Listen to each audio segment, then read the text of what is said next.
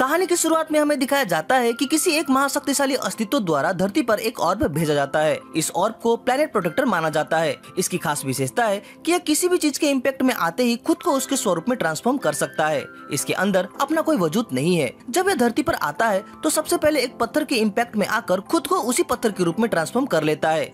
इसी तरह कई दिन बीतते हैं। एक दिन बर्फबारी के दौरान एक जख्मी वुल्फ वहाँ से गुजर रहा होता है। वो लड़खड़ाता हुआ जा रहा है। उसे देख ऐसा लगता है कि वो अब मरने वाला है। वो उसी पत्थर के करीब पहुँचता है और उसमें सर रखकर अपने प्राण त्याग देता है। अचानक वो पत्थर अपना स्वरूप बदलने लगता है और उसी वुल्फ के रूप में खुद को ट्रांसफॉर्म कर लेता है। यह पहली बार है जब उस ऑर्ब ने चेतन अवस्था को ग्रहण किया है और वह एक वुल्फ के जीवन को महसूस कर रहा है। इसके बाद वो वुल्फ चलने लगता है। 3 हफ्ते तक वो उस बर्फीले तूफान में चलता है। तभी वो एक खाली पड़े बस्ती में पहुंचता है। वहाँ कोई नहीं रहता सिवाय एक लड़के के।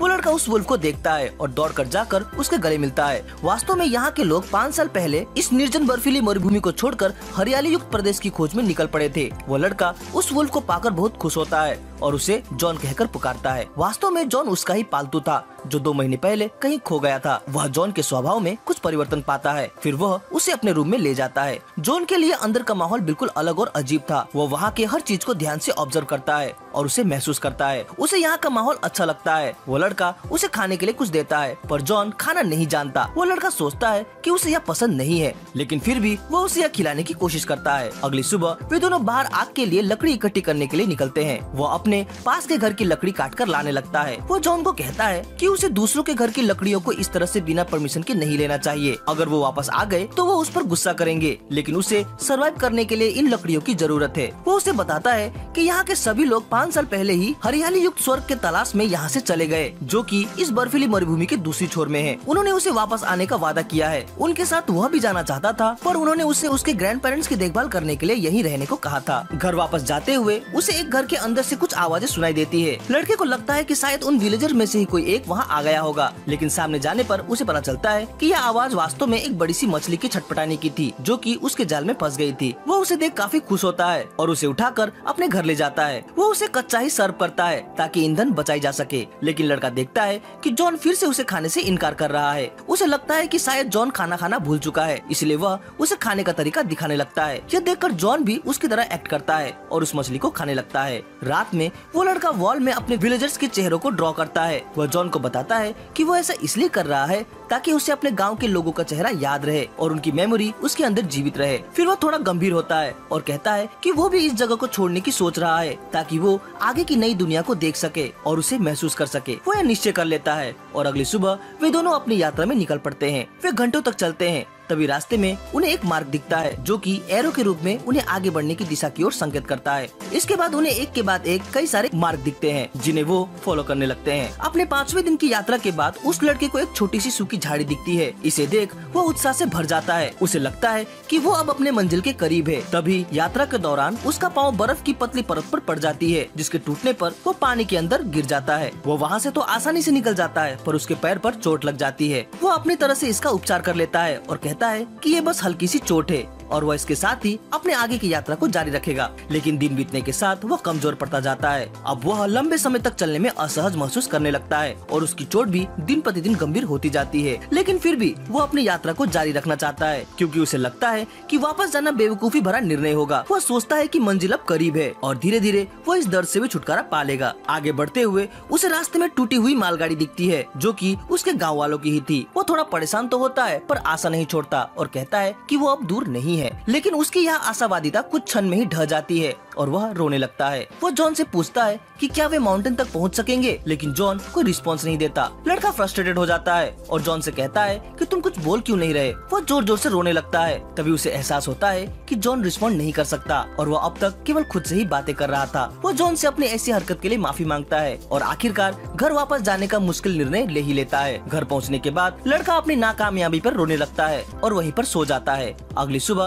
जब वह जागता है तो पाता है कि उसे बहुत तेज बुखार है और उसके घाव की स्थिति भी बहुत अच्छी नहीं है। भले ही वो बहुत कमजोर और अस्वस्थ महसूस कर रहा है, लेकिन फिर भी वो जॉन को कहता है कि वो इससे जल्दी ठीक हो जाएगा। इसके बाद वे फिर से अपनी यात्रा शुरू करेंगे, लेकिन शायद अब यह मुमकिन नहीं है। लड़के का शरीर बद से बदतर होता चला जाता है और आखिर में एक रात वो लड़खड़ाते हुए अपने चेयर से खड़ा होता है और जॉन से कहता है कि वो उसका चेहरा याद रखे। फिर वो चेयर पर बैठ जाता है और धीरे धीरे अपनी चेतनावस्था को वह खोने लगता है। वो सपना देखता है कि वो अपने विलेजर्स के साथ यात्रा कर रहा है और उन्होंने अपने मंजिल को ढूंढ लिया है, जहाँ और भी कई लोग उनका इंतजार कर रहे थे। तभी उस लड़के का शरीर कुर्सी से गिर जाता है। उसकी मौत हो चुकी थी, पर जॉन इसे नहीं जानता। वो उसे खींचकर उठाने की कोशिश करता है, पर वह इसमें सफल नहीं हो पाता। फिर जॉन उसकी कोट को जकड़कर उस लड़के के स्वरूप में खुद को ट्रांसफॉर्म कर लेता है। वो पाता है कि उसका दोस्त अब नहीं रहा। वो उसे कुर्सी पर बिठाकर उसके सपनों को पूरा करने के लिए दृढ़ संकल्प के साथ नई दुनिया की खोज में अकेले ही निकल पड़ता है। इसे हम नाम देंगे इमॉर्टल बॉय। वो भारी बर्फबारी के बीच अपनी यात्रा जारी रखता है, लेकिन उसे ह्यूमन बॉडी के बारे में कुछ जानकारी नहीं है। न उसे खाना आता है, न ही शिकार करना।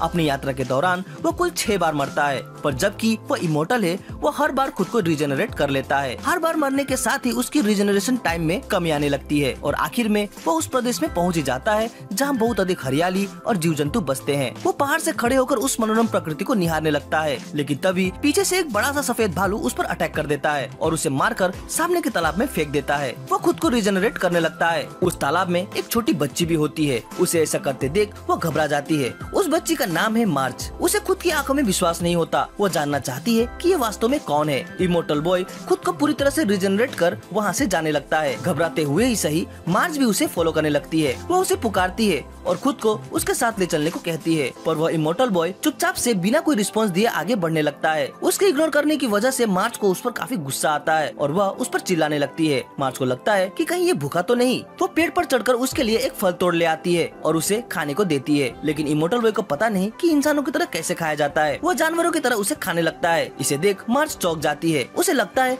कि उसके माता पिता ने उसे कोई मैनर नहीं सिखाया। वो फिर से पेड़ पर चढ़कर एक और फल तोड़ती है ताकि वह उसे खाने का सही तरीका सिखा सके, लेकिन वह उसके हाथ में झटका मारकर उस फल को गिरा देता है और उसे भी जानवरों की तरह खाने लगता है। वो बार बार पेड़ पर चढ़कर उसके लिए फल तोड़ती है और वो भी बार बार वैसा ही करके खाने लगता है। आखिर में हार मानकर वो पेड़ पर बैठकर ही उस पर फल दे मारती है, पर इमॉर्टल बॉय इतना भूखा है कि वह हर एक फेंके गए फल को झपटते हुए खाने लगता है। जब उसकी भूख मिट जाती है तब वह मार्च को देखकर स्माइल करता है और उसकी आंखों का रंग बदल जाता है। इसके बाद पेड़ से नीचे उतरकर मार्च उसे बताती है कि अगर कोई अजनबी इंसान उसे कुछ दे तो इसके बदले उसे उस इंसान को थैंक यू कहना चाहिए। फिर वह उसे थैंक्स कहना सिखाती है, पर वो इसमें नाकाम होती है। फिर इमॉर्टल बॉय वहाँ से जाने लगता है और मार्च भी उसके पीछे पीछे चली जाती है। फिर वहाँ एक पेड़ के पीछे आराम करने लगते हैं और रात वहीं पर गुजारते हैं। मार्च एक सपना देखती है जहाँ वो अपने मॉम और डैड से मिलती है, पर उसकी बहनें वहाँ नहीं है। तभी वह देखती है कि एक बड़ा सा स्पिरिट बियर पीछे बैठा उनकी बहनों को खा रहा होता है।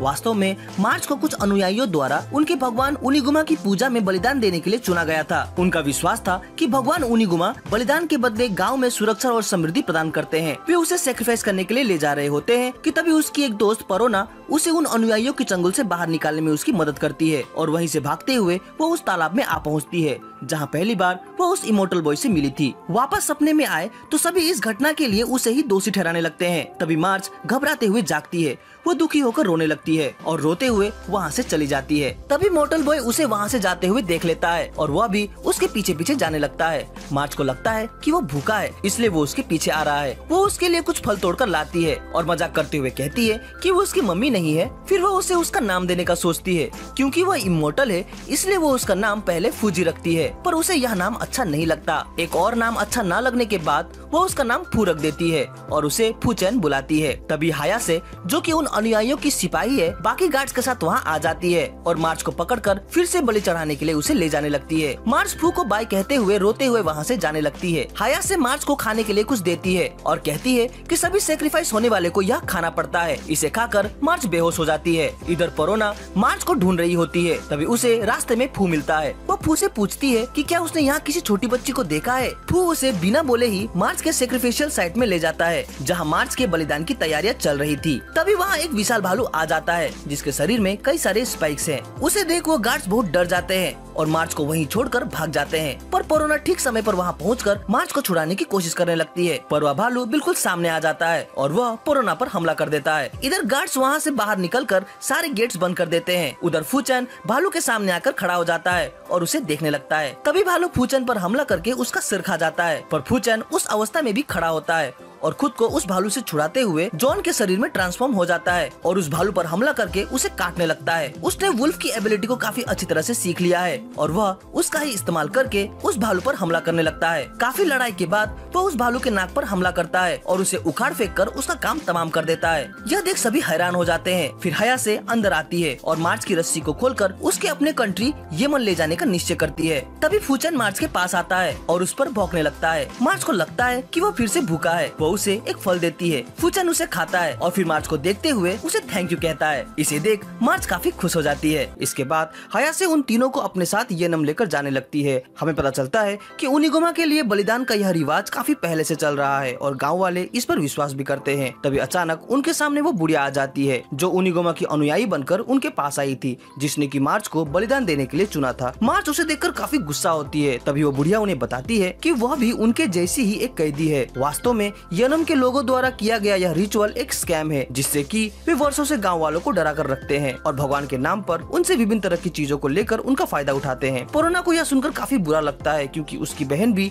इसी रिचुअल का शिकार बन गई थी। तभी फुशी को जोर की सुसु आती है जिसे वह रोक नहीं पाता और वहीं पर बह जाता है। इसकी वजह से हया से उन्हें एक तालाब पर ले जाती है जहाँ वो नहाने लगते हैं। पानी में अपनी रिफ्लेक्शन को देखकर फुशी को उस लड़के की याद आती है जब उसने कहा था कि वो हमेशा उसे याद रखे। वो अपना स्वरूप बदलने लगता है और उस लड़के के रूप में ट्रांसफॉर्म हो जाता है। लड़के का चेहरा वापस देख मार्च काफी खुश होती है और उसे गले से लगाती है और कहती है कि आज से मैं तुम्हारी माँ बनकर तुम्हारी देखभाल करूंगी। उसके बाद वे यनम पहुँचते हैं। शहर की चमक धमक को देख मार्च और पोरोना काफी चौंक जाते हैं, लेकिन तभी मार्च को वहाँ एक बच्ची दिखती है जिसके माँ बाप उसके साथ खेल रहे थे। उन्हें देख मार्च को अपनी फैमिली याद आती है और वह मायूस हो जाती है। बाजार में घूमते हुए मार्च एक पोस्ट ऑफिस के पास पहुंचती है और अपने पेरेंट्स को एक लेटर भेजने का सोचती है, लेकिन समस्या यह है कि उसके पेरेंट्स को पढ़ना लिखना नहीं आता।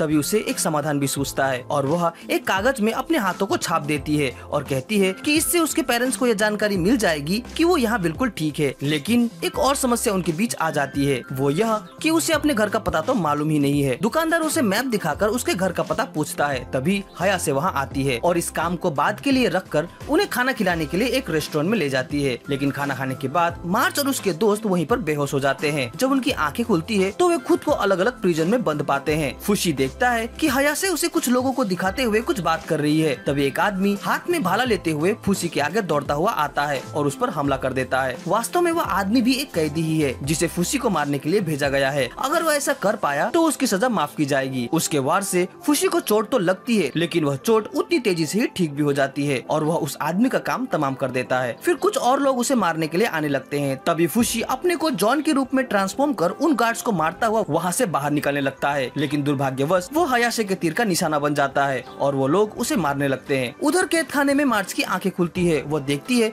कि उसके सामने एक बैग के अंदर फुशी छटपटा रहा है। तभी हयाशे उसे ऑर्डर देती है कि वो फुशी को इंसानी भाषा सिखाए। उनके ऊपर वाले सेल में ही पोरोना को रखा गया है। वो खिड़की से नीचे झांकते हुए मार्च से कहती है कि अगर उसके यहाँ कुछ भी ऐसी चीज है जो उन्हें वहाँ से निकालने में मदद कर सकती है, वो उसे उसके पास भेज दे। मार्च फुशी पर गड़े हुए तीर को उसके पास भेजती है। इधर फुशी जॉन का रूप धारण करके वहाँ से बाहर निकलने के लिए जमीन खोदने लगता है और वो इसमें सफल भी हो जाता है। जब वे दोनों वहाँ से बाहर निकलते हैं तो उन्हें सामने ही उनिगोमा का जख्मी पड़ा हुआ शरीर मिलता है। उसके शरीर में गड़े हुए तीरों को देख मार्च को उस पर काफी दया आती है और वह उसे दर्द से छुटकारा दिलाने के विचार से उसके अंदर गड़े हुए तीरों को निकालने लगती है। तभी हया से वहाँ गार्ड्स के साथ आ धमकती है। मार्च उन्हें देख छुपने की कोशिश करती है पर हया से उन्हें देख लेती है और मार्च को उस बियर की देखभाल करने के लिए वहीं पर छोड़ देती है। मार्च काफी अच्छी तरह से उस पर लगे तीरों को निकालने लगती है और उसका मरहम पट्टी करने लगती है। बियर को हक करते हुए मार्च फुशी को कहती है कि वो दोनों एक जैसे ही हैं और वे नॉर्मल हैं। उसकी प्यार भरी बातों को रिस्पॉन्ड करते हुए वो बियर धीरे से उसे थैंक यू कहता है और वहीं पर अपने प्राण त्याग देता है। उसी रात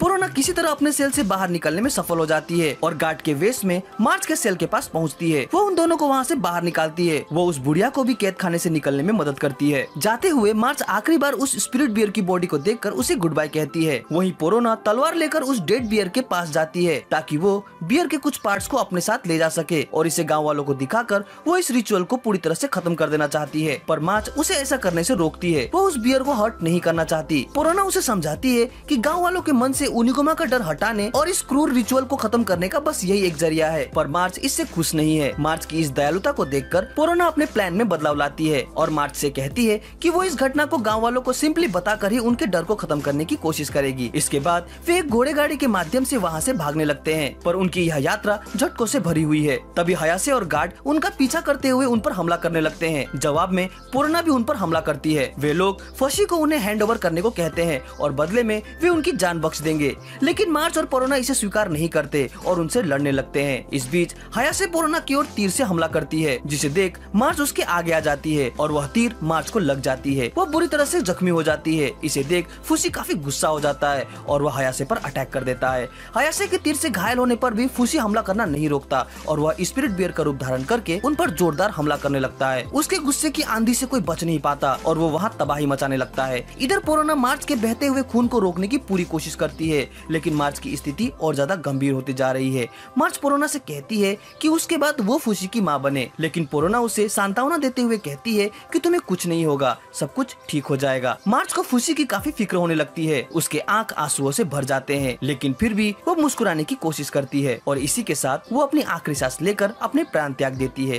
पोरोना काफी भावुक हो जाती है और उसकी बॉडी को उठाकर अपने विलेज की ओर जाने लगती है। इधर गार्ड्स और अधिक मात्रा में आकर फुसी पर हमला करने लगते हैं, लेकिन फुसी भी नहीं रुकता। वह ईंट का जवाब पत्थर से देता है। वो अपने दोस्तों को बचाने के लिए कुछ भी करने को तैयार है। उसके गुस्से के प्रभाव से कोई बच नहीं पाता। गाँव वाले भी उसकी इस भयंकरता को देख काफी डर जाते हैं, लेकिन तभी पोरोना मार्च को उठाए हुए उसके पास पहुंचती है और फुसी को शांत होने को कहती है। इसे सुनकर फुसी वापस से अपने इंसानी रूप में ट्रांसफॉर्म हो जाता है। पोरोना उसे इस सब के लिए थैंक्स कहती है और उसकी आंखें आंसुओं से भर जाते हैं। फुसी उसे ध्यान से देखने लगता है। इधर हमें मार्च का सपना दिखाया जाता है, जहाँ वो अपने पेरेंट्स से मिलती है। वो बड़ी हो चुकी है और अपने फैमिली के साथ बहुत खुश है। फिर वो अपने डॉल्स के साथ खेलने लगती है। तभी अपने डॉल्स को देखते हुए उसे अचानक फुसी की याद आती है और उसे यह रियलाइज होता है कि वह तो मर चुकी है। वो बहुत दुखी होती है और रोने लगती है क्योंकि वह अभी मरना नहीं चाहती। इधर पोरोना भी मार्च के गम में रोते हुए खुद को भी खत्म कर देना चाहती है, इसीलिए खुद को मार डालने के उद्देश्य से वो छुरी को अपने गले में टिकाने लगती है। पर मार्च की आत्मा यह नहीं चाहती कि वो ऐसा करे। वो उसे रोकने की पूरी कोशिश करती है, पर वो दोनों उसे देख नहीं पाते। मार्च की आत्मा गिड़गिड़ाने लगती है, लेकिन तभी फुसी अपना हाथ बढ़ाते हुए पोरोना को ऐसा करने से रोकता है। शायद उसने मार्च की इच्छा को महसूस कर लिया था। उसके बाद वे दोनों विलेज की ओर जाने लगते हैं। इधर गाँव वालों को लगता है कि पोरोना और मार्च शायद अब इस दुनिया में नहीं रहे। तभी पोरोना फुसी के साथ गाँव में पहुँचती है। गाँव वाले उन्हें देखकर चौंक जाते हैं। मार्च की माँ उसे पूछती है कि वो इतने महीनों से कहाँ थी। तभी पोरोना उन्हें मार्च के हैंड प्रिंट वाले लेटर को उन्हें देती है और वह दुखी होते हुए कहती है कि मार्च जहाँ भी है खुश है। उसके पेरेंट्स यह समझ जाते हैं कि मार्च अब इस दुनिया में नहीं रही। वे काफी भावुक हो जाते हैं और रोने लगते हैं। मार्च का इतने दिनों तक साथ देने के लिए उसकी माँ पोरोना को धन्यवाद देती है और उसे हक करती है, लेकिन तभी उन्हें एक विलेजर से पता चलता है कि येनम की सेना उनके विलेज की तरफ ही आ रही है। पोरोना को पता है कि वे फुसी के पीछे हैं, इसलिए वो उसे वहाँ से जल्द भाग जाने को कहती है ताकि वो अपने जीवन को अपने अनुसार जी सके। फुसी जॉन के रूप में ट्रांसफॉर्म हो जाता है और वहाँ से जाने लगता है। जंगलों से गुजरते हुए वो उसी पेड़ के सामने पहुँच जाता है जहाँ पर चढ़कर मार्च ने उसे खाने के लिए फल दिया था। फिर वह मार्च के रूप में ट्रांसफॉर्म हो जाता है और उस पेड़ पर चढ़कर उस फल को तोड़ता है और उसे खाकर अपने नई जर्नी के लिए वहाँ से निकल पड़ता है। जंगलों से गुजरते हुए उसे वो बुढ़िया दिखती है। थोड़ी सी नोकझोंक के बाद वे साथ ही आगे बढ़ने लगते हैं। फुसी उससे भाषा सीखने की इच्छा जाहिर करता है, जिसके फलस्वरूप बुढ़िया भी उसे लिखना, बोलना और कई चीजों की जानकारी देती है। धीरे धीरे ही सही, लेकिन वह कई बातों को सीखने लगता है। प्रतिदिन के अभ्यास के बाद अब फुसी थोड़ा बहुत बोलना सीख गया है। वो उसे अपनी बातें बताने लगता है कि वो कैसे उस लड़के से मिला और कैसे उसकी मुलाकात मार्च से हुई। यात्रा करते हुए वे एक द्वीप पहुँचते हैं जिसका नाम टाकुनाहा है, एक ऐसा देश जो यमन के साथ युद्ध की स्थिति में है। वास्तव में इस जगह उस बुढ़िया का घर है जहाँ वो उसके प्रेमी के साथ रहती थी। वे रात उन्हीं जंगलों में गुजारते हैं। तभी रात को एक मिस्टीरियस क्रिएचर फुसी पर हमला कर देता है, जो कि फुसी की सारी मेमोरी और उसके स्वरूप को खींचने लगता है। फुसी उससे हारने लगता है और वो फुसी के लगभग सारे स्वरूपों को खींच लेता है, लेकिन तभी वहाँ फुसी का क्रिएटर प्रकट होता है, जो कि फुसी को उस अजीब क्रिएचर को खत्म करने का तरीका बताता है। उसके इस मदद से फुसी आखिरकार उस क्रिएचर को हराने में सफल हो जाता है। उसके बाद उसका क्रिएटर उसे बताता है कि हमने तुम्हें ह्यूमैनिटी को प्रोटेक्ट करने के लिए बनाया है, पर ये क्रिएचर्स तुम्हें ऐसा करने से रोकेंगे। इतना कहकर वो वहाँ से गायब हो जाता है। अगले दिन वे उस बुढ़िया के घर पहुँचते हैं। वहाँ उन्हें मास्क लगाए एक लड़का मिलता है जिसका नाम गुगु है। वह बहुत ही ईमानदार और मेहनती लड़का है। फिर हमें उसका पास्ट दिखाया जाता है। वो अपने एक बड़े भाई के साथ रहता था जिसने कि उसे धोखा देकर उसकी सारी मेहनत की कमाई को चुरा कर वहाँ से भाग गया था। पर गुगू मेहनत करना नहीं छोड़ता। वो बहुत पैसे कमाकर अमीर आदमी बनना चाहता है, लेकिन इसी दौरान उसके साथ एक बहुत बड़ी दुर्घटना हो जाती है जिसमें कि वह अपना चेहरा खो देता है। गुगू को उस बुढ़िया के लॉबर ने बचाया था जिसका नाम बूजमैन है। अपने चेहरे की खराब स्थिति की वजह से गुगू को वह मास्क लगाना पड़ता है और तभी से वह उस बूजमैन के घर में ही काम करके रहने लगता है। यहाँ रहते हुए गुगू और फूसी के बीच काफी अच्छी दोस्ती हो जाती है और वे बूजमैन के एंटीक शॉप में साथ साथ काम करने लगते हैं। एक दिन उनके शॉप में गुगू की क्रश आ जाती है। उसे देख गुगू शर्म से लाल हो जाता है, पर वह मास्क के कारण गुगू को पहचान नहीं पाती। वह देखता है कि बातों ही बातों में उसकी क्रश फूसी से बहुत ज्यादा अट्रैक्ट हो जाती है, जिसे देख उसे काफी जलन होने लगती है। खुद को और ज्यादा बलवान और अट्रैक्टिव बनाने के लिए वह कड़ी कसरत करने लगता है ताकि वह क्रश को इम्प्रेस कर सके। इसी बीच एक दिन गुगू की बूजमैन के साथ काफी बहस हो जाती है, जिसके कारण गुगू उसका घर छोड़कर वहाँ से चला जाता है। वास्तव में गुगू के इलाज के दौरान बूजमैन ने उसके अंदर अल्कोहल रखने की एक जगह बना दी थी, जिसके कारण गुगू का पेट हमेशा फूला फूला रहता था। लेकिन जब यह बात गुगू को पता चली तो वह इससे काफी गुस्सा हो गया और बूजमैन को भला बुरा कहकर वो उन्हें छोड़कर वहाँ से चला गया। वह काम की तलाश में शहर में भटकने लगता है, लेकिन उसके चेहरे की वजह से लोग उसे बहुत ताने मारने लगते हैं और उसके साथ बहुत बुरा व्यवहार करने लगते हैं। वह लोगों के उसके प्रति ऐसे व्यवहार से काफी फ्रस्ट्रेटेड हो जाता है और जबकि लोग वैसे भी उसके फेस की वजह से उसे मॉन्स्टर कहते हैं, तो यह मास्क लगाने का क्या काम, यह सोचकर वो अपना मास्क रास्ते में ही फेंक देता है। उधर गुगू की गैर मौजूदगी में फूसी उन सब के लिए खाना बनाता है और घर के बाकी काम भी करने लगता है, पर वह इसमें नौसिखिया है। वह बार बार इसे बेहतर करने की कोशिश करता है, पर नतीजा कुछ खास अच्छा नहीं होता। जिस पर वह बुढ़िया फूसी को कहती है कि तुम्हें गुगू को ढूंढ कर लाना होगा, उसकी मदद से ही तुम इन स्किल्स को सीख सकते हो। जब तुम अच्छी तरह से खाना बनाना सीख लोगे तभी तुम एक प्रॉपर अडल्ट कहलाओगे। इसे सुनकर वह उसी वक्त गुगू को ढूंढने निकल पड़ता है। इधर गुगू को अपने चेहरे की वजह से काम मिलना बहुत मुश्किल हो जाता है। उसकी अवस्था बहुत खराब है। उसके पास उसके क्रश की एक निशानी होती है जिसे बेचने पर वह मजबूर हो जाता है, लेकिन किसी कारणवश वो अपना मन बदल लेता है। तभी रास्ते में जाते हुए उसे उसका बड़ा भाई बुरी अवस्था में रास्ते में पड़ा हुआ मिलता है। उसकी हालत को देख उसे दया आती है और वह उस महंगी रिंग को अपने भैया के हाथ में पकड़ा कर वहाँ से चला जाता है। उसी रात गुगू को कुछ लोग किडनैप कर लेते हैं ताकि वे उसके फेस का फायदा उठाकर अपने शो से कुछ पैसे कमा सके। लेकिन तभी फूसी वहाँ आ जाता है और उन्हें डरा कर वहाँ से भगा देता है। फूसी को देख गुगू काफी खुश होता है। फूसी कहता है कि वो उसे कुकिंग का हुनर सिखाए और इस तरह दो दोस्तों का फिर से मिलन हो जाता है। गुगू बहुत भूखा है। इसे देखते हुए फूसी उसके लिए बहुत सारे फूड क्रिएट करता है जिसे गुगू बड़े चाव से खाने लगता है। बातों ही बातों में गुगू को पता चलता है कि फूसी उन जीवों का ही रूप ले सकता है जो वास्तव में मर चुके हैं और जिससे वो बड़े ही गंभीर रूप से जुड़ा हुआ है। फिर वो कहता है कि मेरे मरने के बाद तुम मेरा भी रूप जरूर लेना। तभी अपने डॉगी को ढूंढते हुए रिन भी वहाँ आ जाती है। रिन वही लड़की है जिसे फूसी शॉप में मिला था और जो गुगू की क्रश है। रिन को देखते ही गुगू उससे छुपने लगता है क्योंकि उसने अपना मास्क नहीं पहना है।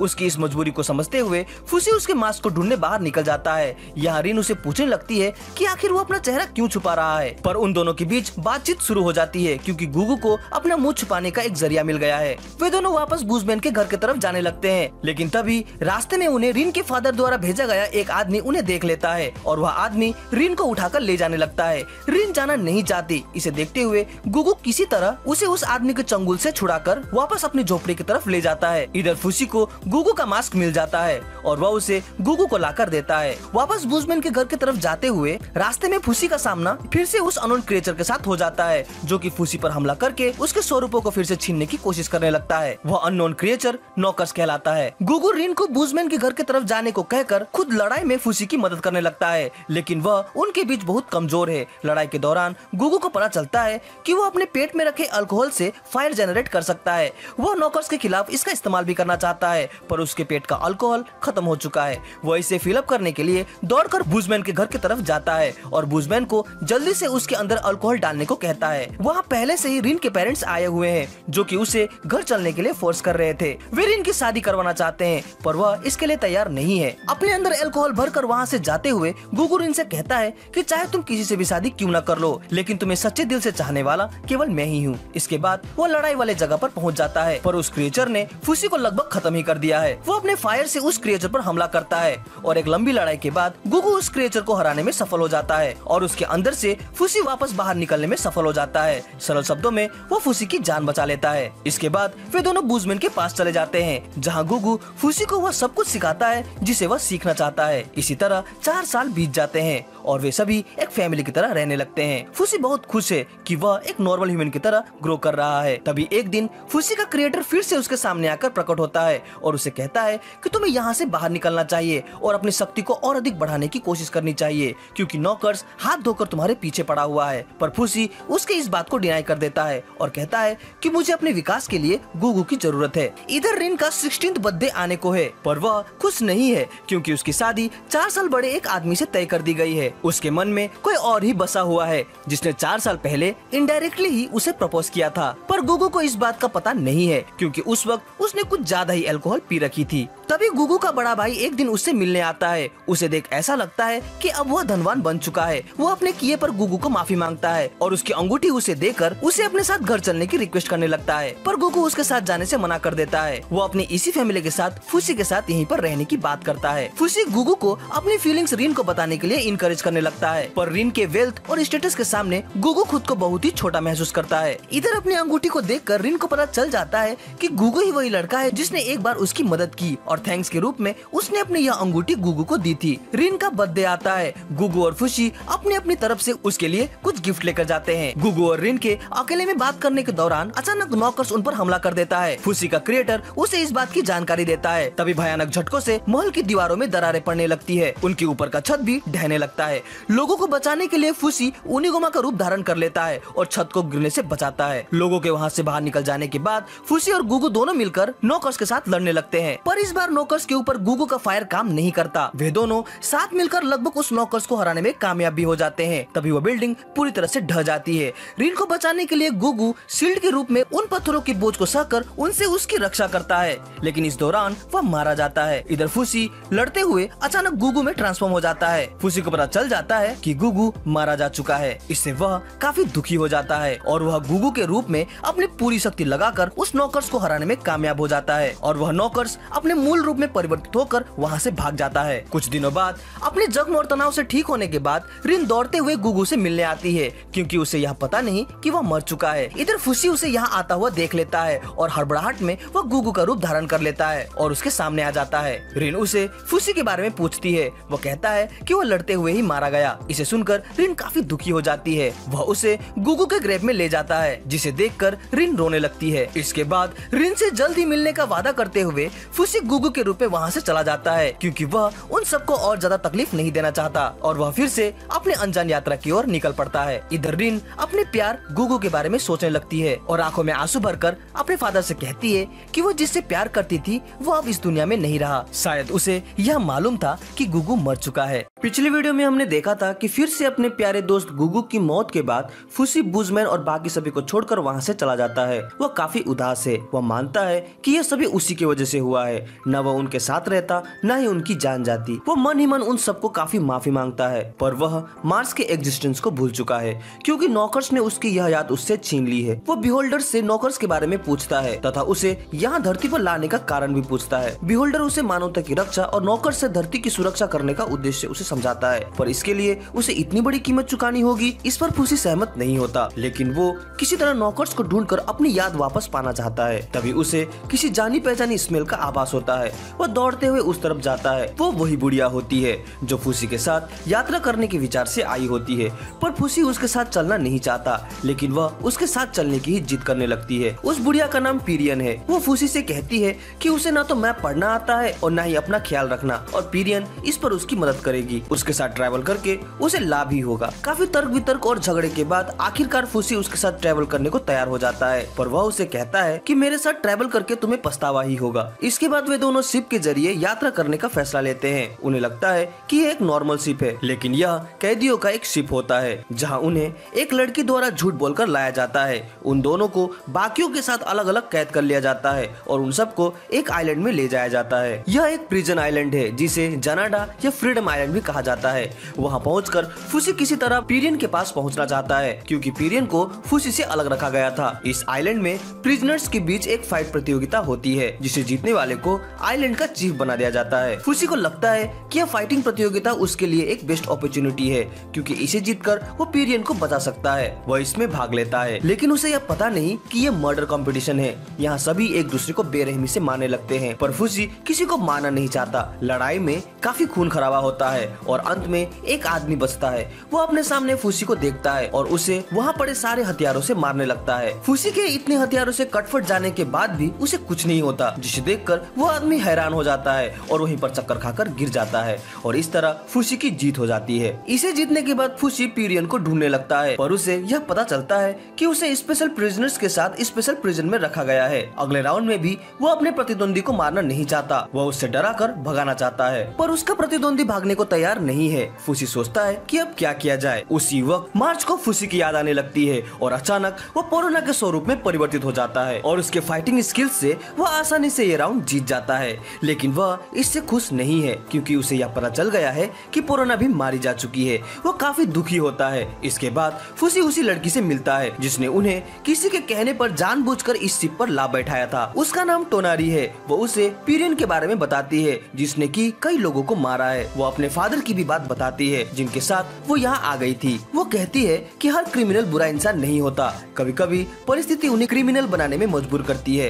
पर फुसी को किसी भी हाल में पीरियन को ढूंढ निकालना है। वो फिर से उसके पास जाने की कोशिश करता है, पर फिर से नाकामयाब हो जाता है। अगले राउंड में फुसी पोरोना के स्वरूप में ही अपने ओपोनेंट को काफी जोरदार टक्कर देने लगती है, पर उसका ओपोनेंट हार मारने को तैयार नहीं है। बाहर खड़े ऑडियंस चाहते हैं कि फुसी उसे मारकर उसे खत्म कर दे, पर फुसी ऐसा नहीं चाहता, जिसके फलस्वरूप वे लोग खुद ही अपने हथियारों से उस आदमी पर हमला करने लगते हैं, पर फुसी उनके हमले से उसे बचाता है। लड़ाई में जीत जाने के बाद फुसी और टोनारी में उनके विचारों में काफी मतभेद हो जाते हैं। फुसी किसी भी कीमत पर किसी की जान नहीं लेना चाहता। इसी बीच नॉकर्स उस आइलैंड पर हमला कर देता है। पहले तो फुसी उससे अकेले लड़ता है, लेकिन बाद में आइलैंड के बाकी लोग भी इसमें शामिल हो जाते हैं और उसकी मदद करने लगते हैं और सभी मिलकर नॉकर को हराने में सफल हो जाते हैं। नॉकर्स को हराने के बाद फुसी को मार्च और बाकी सभी स्वरूप जो नॉकर्स ने उससे छीने थे वो उसे मिल जाते हैं। इसे पाकर वो बहुत खुश होता है। इसके बाद फुसी टोनारी और बाकी सभी बच्चों से दोस्ती कर लेता है और वे एक दूसरे के साथ अपने एक्सपीरियंस और डिजायर को शेयर करने लगते हैं। फुसी फाइनली पीरियन के कैद खाने में पहुंचने में भी सफल हो जाता है।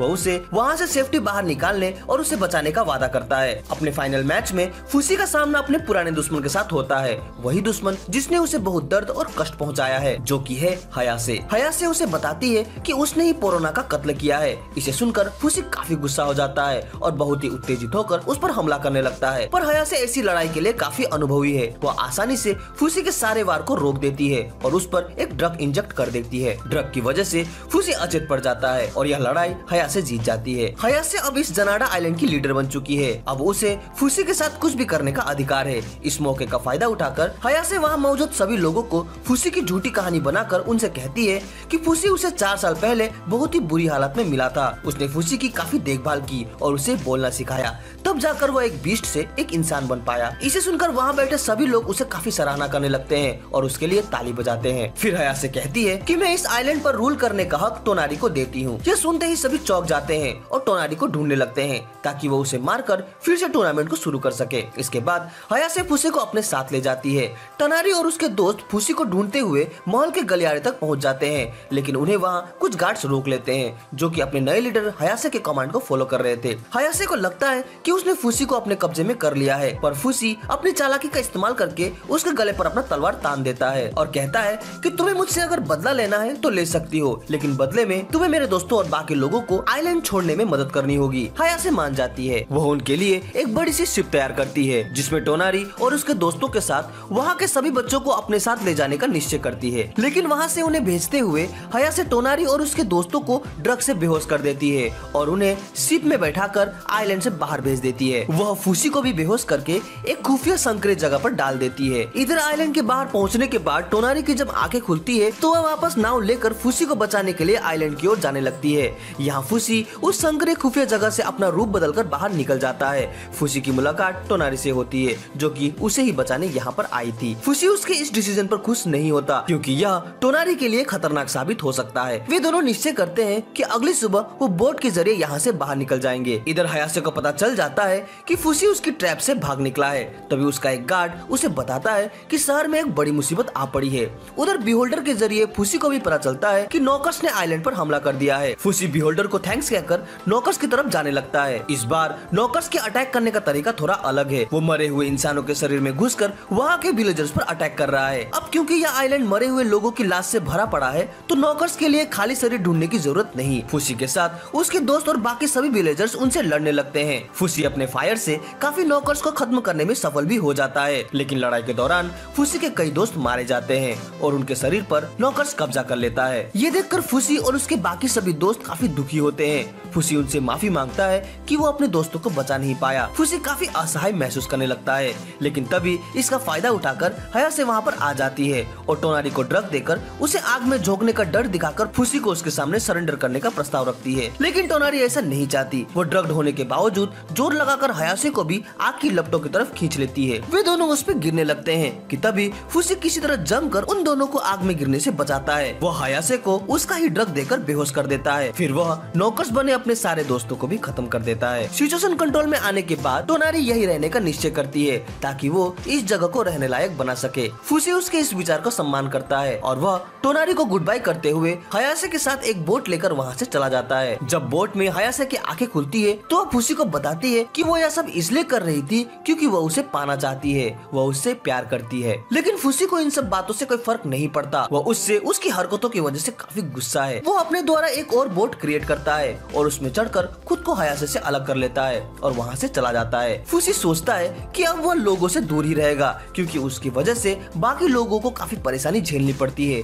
वो सीधा पियोरन से मिलने जाता है जहाँ उसने पियोरन को उसकी प्रतीक्षा करने को कहा था, लेकिन वो उससे भी मिलने से कतराता है। तभी बिहोल्डर उसे बताता है कि पियोरन अपने बुढ़ापे की वजह से मरने की कगार पर है, लेकिन फुसी को उसकी बातें समझ में नहीं आती और वह आगे बढ़ने लगता है। उसे देख पियोरन काफी खुश हो जाती है। वे दोनों आगे की यात्रा साथ साथ करने लगते हैं। समय के साथ पियोरन के स्वभाव में परिवर्तन आने लगता है। वह काफी चिड़चिड़ी हो चुकी है। फुसी को उसके इस परिवर्तन का कोई अंदाजा नहीं है, लेकिन चिड़चिड़ी होने पर भी फुसी उसका काफी ख्याल रखता है। उधर एक भले आदमी द्वारा हयासे भी बचा ली जाती है, लेकिन उस भले आदमी को यह पता नहीं कि वो कितनी खतरनाक है।